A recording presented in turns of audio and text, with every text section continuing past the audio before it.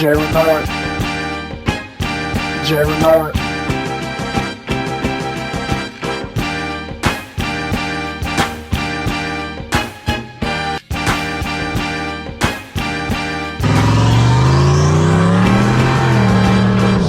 right, what's going on, my people? Welcome to the SN95 Power channel. I have been doing a terrible job of keeping up with this Coyote swap.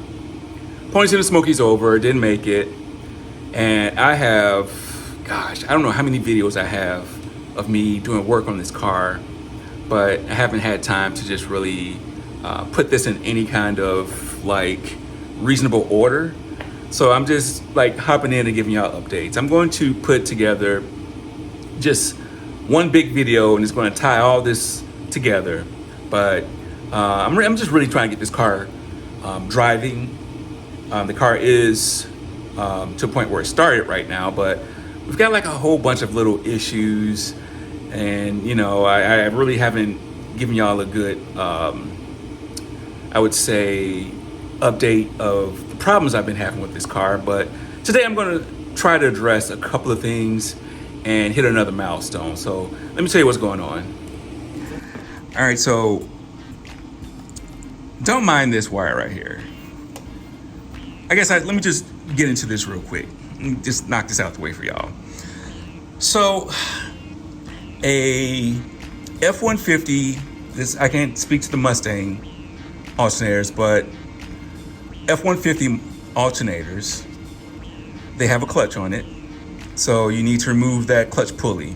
It's just a pulley. You put like a non-clutch pulley on here. This alternator will run or charge the system at 12.9 volts. 12.9 volts might be good for some people. I need a little bit higher. So the pigtail on this alternator is 3 wires. If you want this wire to excite, you have to put 12 volts on that middle wire. And so this is what this kind of contraption is right here. I'm taking 12 volts from the main feed through a fuse, and I just tied it into this middle wire. So before I did this, my voltage was at 12.9 volts. Technically it's still charging, but when I put this wire on that middle wire on that pigtail, it went from 12.9 to 13.7. With the fan on and all the other accessories on, it drops down to like 13.3. Not as high as I would like it, but I think it's fine. So one issue I was having with the Prairie swap is the pulley alignment. Now, lo and behold, VMP does have these spacers. And if you click on the link for these spacers, it does say that if you're swapping over to one of their quick change supercharger hubs and you're going to like a 3.5, it's a bunch of different sizes that you have to have this spacer. Swapping this pulley hub out is barely a problem, hardly an inconvenience. Then you need to get the belt off, and you just loosen the tensioner down here at the bottom.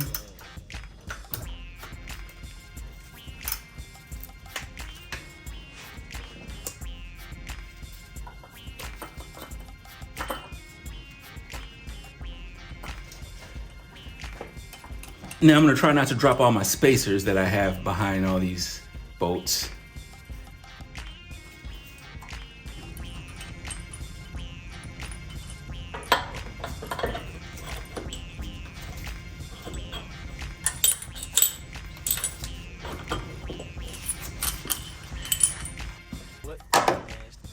I had to use that thread sealant just to keep my my washers in place while I was putting this on. So I'm gonna try to get that lined up. Let's drop this in first. That's lined up. So now I know that's centered.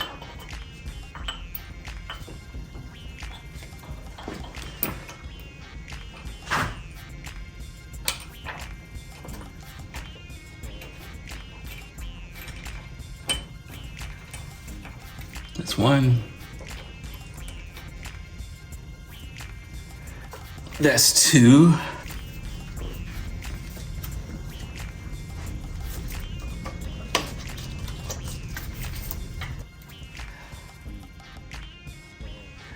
I still think I'm gonna have to shim this.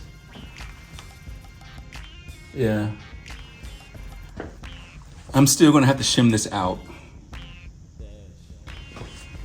Let me show you what I mean.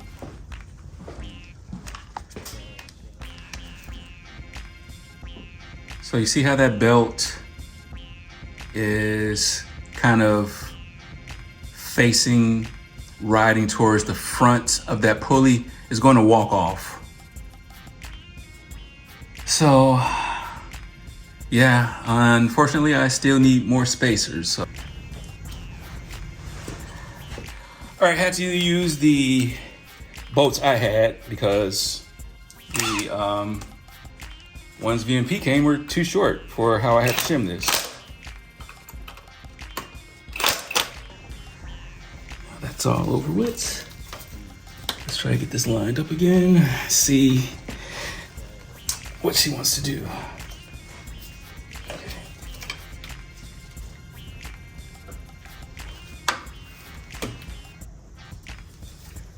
Yeah, that's nice and centered right there. At least I think so.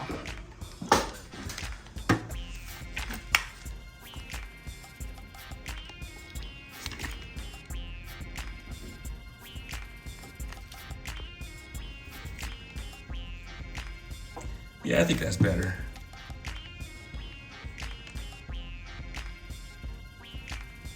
Yeah, I think it's still forward just a little bit, but I think it's enough. All right, so today what we need to do is make sure the transmission is going to engage. So I did have this transmission rebuilt. I didn't rebuild it myself. And I've been adding transmission fluid to it. So there's a procedure that you need to do when you add transmission fluid to these automatic transmissions. So, you know, normally you put about 5 quarts in there and you run it through its gears, you recheck the fluid, and you just keep doing that until it tops off. So by this being a fresh rebuild, there's absolutely no transmission fluid in the actual transmission. I drained the transmission, you know, I'm not going 100% drain the torque converter, but I did drain a couple of quarts of fluid out the torque converter. Before I installed it, I did add a couple of quarts into the torque converter, but I have a deep sump pan for the transmission. So normally a stock 4i70W holds about 12 quarts, and I have the deep pan, which adds another 2 quarts of capacity, and then with my coolers, it might add another quart. So I'm right around 16 quarts that I need. I think I have about 10 in there right now. And so what I want to do, start the car. First of all, I want to double check the bolts on the yoke, and not the yoke, but the flange going to the differential. Make sure those bolts are tight, and then start the car and put it in reverse. Make sure the tires move, drive, second, and first. Now, I did double check and make sure all my brake lines are not leaking. I did bleed the brakes, so I should be able to stop the wheels as they turn. I do have an adjustable proportional valve on this in the rear also, for the rear brakes also. So not that that means anything right now, but you know, there's just more connections that had possible leaks, and I think I got that all straightened out. So let's get under the car, check all the bolts, and then start it up. So there's a couple of things that I need to do while I'm up under here. First of all, I'm not going to check every single one of these. I just want to make a couple of them. I know that I tighten these up, and so I just want to check a couple of them. But the other thing I want to do before I put this car in gear is put the transmission in neutral, spin the tires by hand to make sure nothing is rubbing or nothing is getting caught on this. I'm looking, oh, so I just noticed something. My brake line is awfully close to this muffler, so I'm gonna need to wrap this muffler or wrap this line. Also, let me see if I can do this. I've got dumps. These are Flowmaster Super 44s. I'm going to try to test out 3 different mufflers. So I have the Super 44s. I have Vibrant ultra quiet resonators, which I think sounded great on this 4-valve Mach 1 video. And then I want to get the Valvetronic system or mufflers. If you don't know what those Valvetronics are, those are basically a valve muffler where you can open it to basically like a straight pipe or valve it closed and it goes through the muffler system. So I want to do those 3. The Valvetronic one might take a while because I have to buy it. I have the Vibrant resonators, and the only thing I have to do is just buy a flow pipe, and then I can like rig up the Vibrant mufflers, but the Valvetronic ones I have to wait. So let me turn this wheel and make sure everything is okay. All right, I got the car in neutral, so now I just turn the wheel. Yes, I can just give a quick tug on this. Make sure that's fine. Yep. All right, well, I think I'll give you a cold start from under here and put the car in drive, and we'll get footage from underneath the car.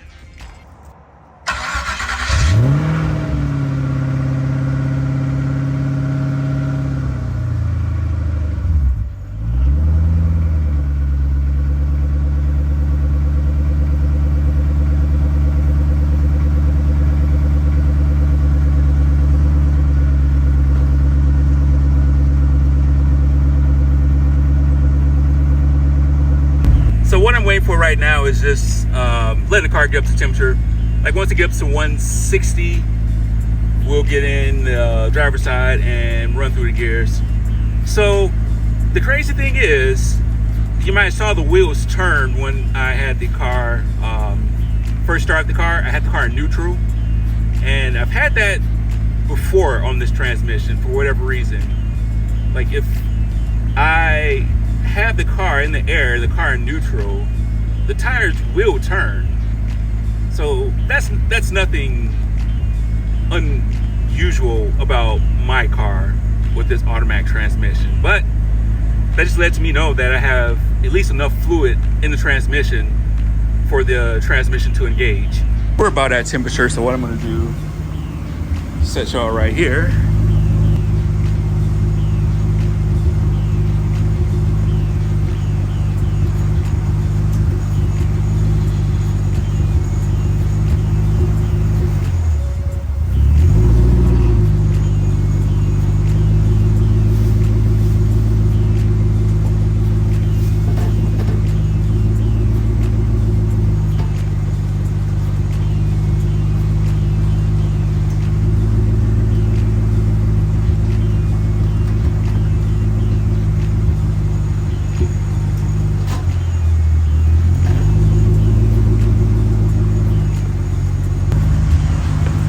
I smell transmission fluid, so,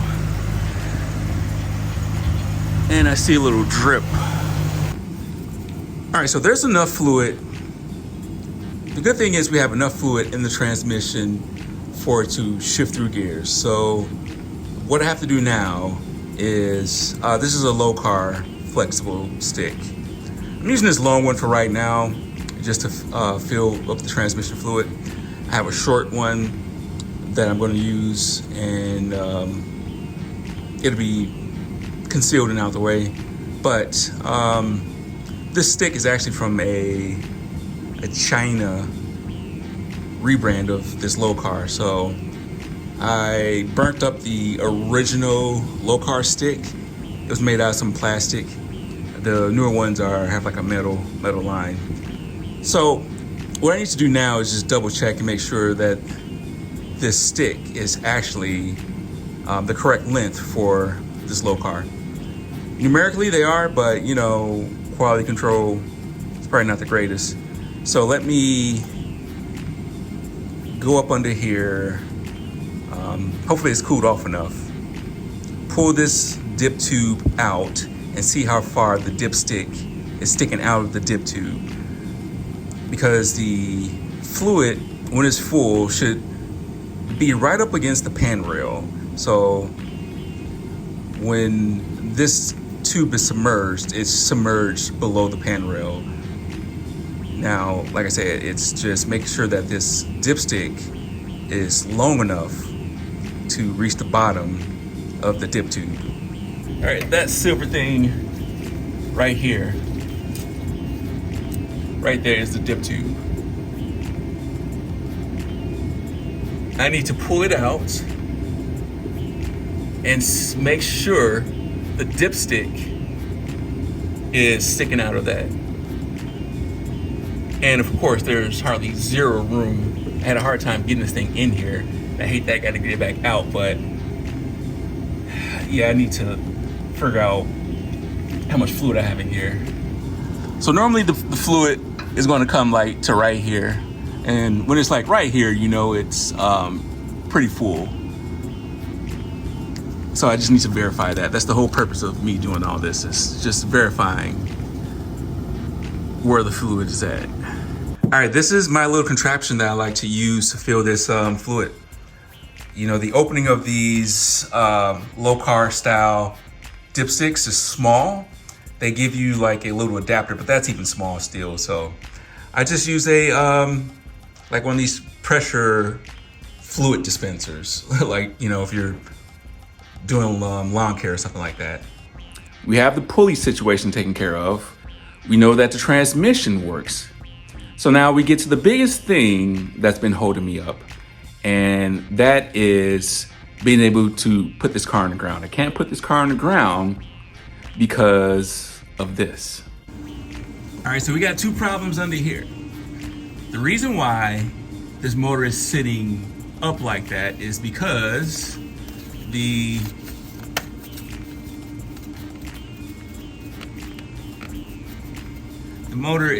oil pan is sitting on the power steering rack. So there's a real simple fix for that, and it's offset power steering rack bushings. I have offset power steering rack bushings. That's great, but here's what's going to happen when I put those power steering rack bushings in. Because what's going to happen, the power steering rack is going to drop, you know, I don't know how many inches, or half inch, quarter inch, whatever. But it'll be enough to allow this motor to tilt down. But the problem is, once that happens, is this right here.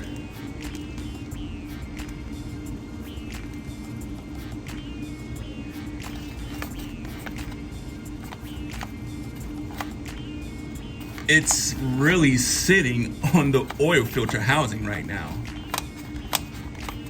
So this is a F-150 oil filter housing, and I did get I thought about a Gen 1 oil filter housing when I first got this motor together. The bolt pattern was different, and I couldn't get the Mustang oil filter housing on here.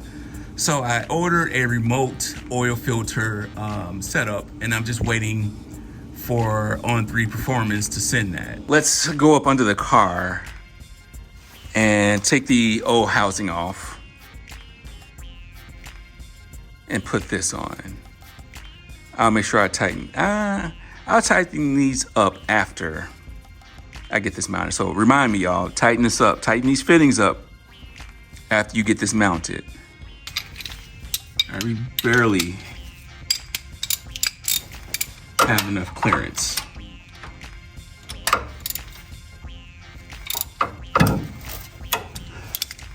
All right.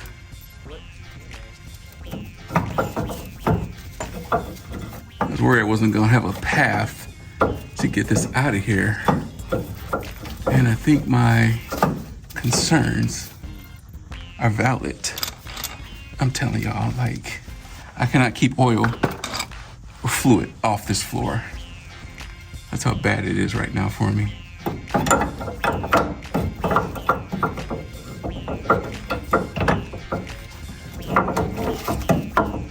Okay. So now I'm going to lower this jack. And I should be able to get this housing on here. But this is going to show me how much this oil filter housing was keeping this motor from dropping. Let's evaluate this, because it didn't drop much because it's sitting on the K member now. I mean, the oil pan is sitting on, gosh, let me get my thoughts together. Oil pan is sitting on the power steering rack, but we have a fix for that. So let me go get the fix and jack this motor back up. All right, offset power steering rack bushings. This is what's going to allow this motor to drop even more. I forgot about this. So let's get these in place. I don't really have any goop to put on here, so I'm just going to use some motor oil. That's all we want to do.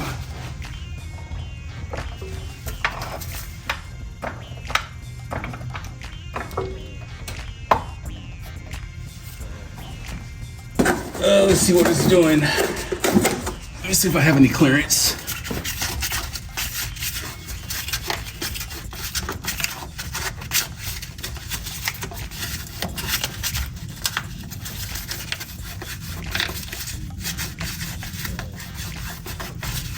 I think I got clearance. I don't. Let's try to look at it a little bit more, see what happens.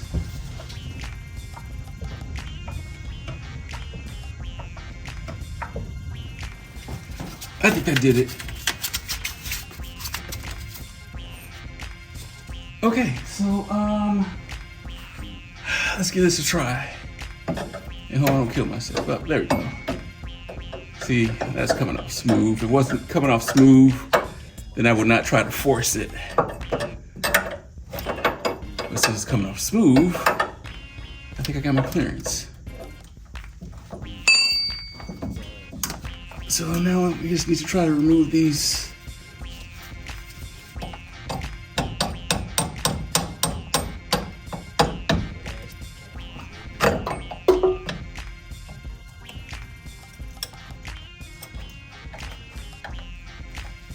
All right,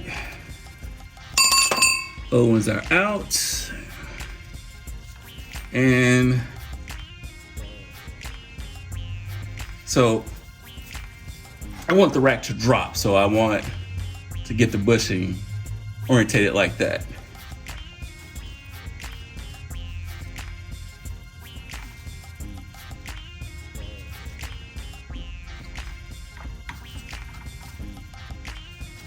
Same thing, I want the bushing to hang low. So like that. And then the other one, same thing, low.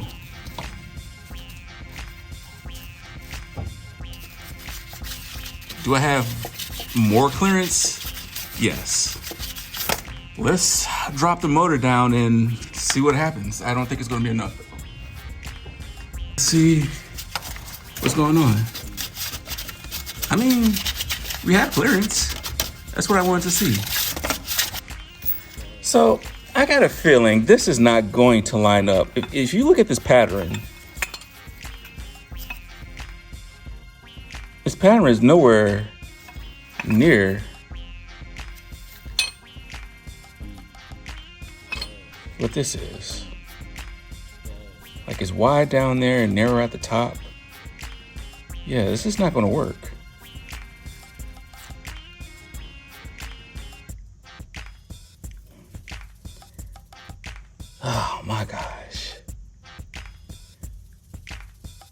maybe with the offset bushings, worst comes to worst, this will fit back on there.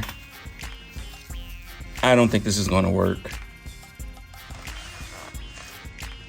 Just like I thought, the adapter did not work, but good thing is the cooler is on here. And what I'm gonna do, I'm just gonna grind that down. There is enough meat on this where if I grind that down, as you can see, there's damn near daylight on it right now.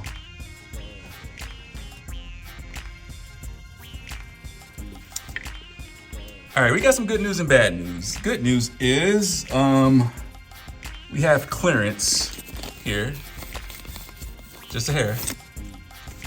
We've got clearance here, but I just realized this, no clearance there. So I have to ask y'all this.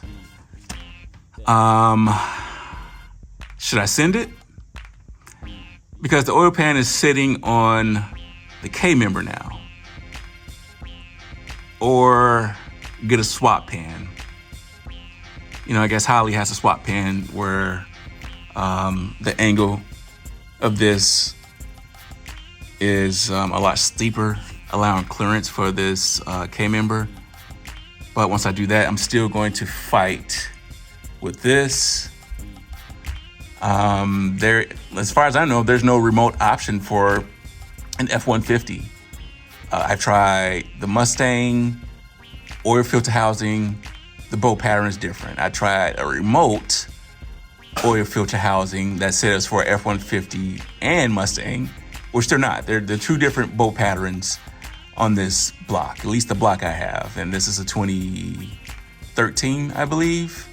And I can't use a remote filter.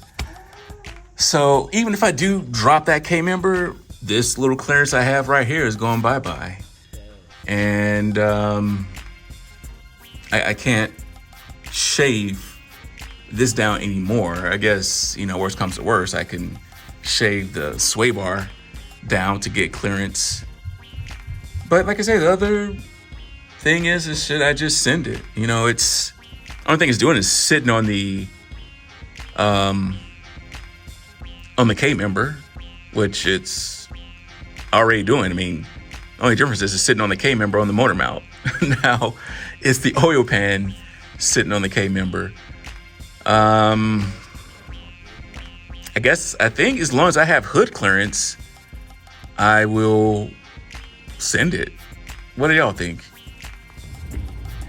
All right, so I don't know if this is common on this swap, you know, running to oil filter housings. I've read that, you know, if you have an aftermarket K member, you have clearance with the stock F-150 oil pan. So that's why I went with the stock F-150 oil pan. When I thought I did a test. Well, I did have some clearance issues when I had it on the engine stand, and I caught myself using a rubber mallet and, you know, massaging it, and I guess I just didn't massage it enough. So yeah, the question really comes down to now is just, should I send it or get an oil pan? And, you know, if I'm being honest with y'all, if I have to get an oil pan, that's going to be after Mustang week, because I got to start working on Project Kendra and getting Project Kendra ready to take down the Mustang week, because, you know, this is not going. So yeah, a little disappointing, but, you know, the good thing is we're just one step closer. I'll do some research on some of the Facebook groups and see what people say. And yeah, I just don't get this oil filter housing thing. I thought the Mustang block and the F-150 block was the same. And, you know, from what I see by trying to swap these oil filter housings, they're not the same. So I'm gonna do some more research on that and see if there's a specific early Gen 1 F-150 oil filter housing that I can use to remote mount the oil filter. That's if I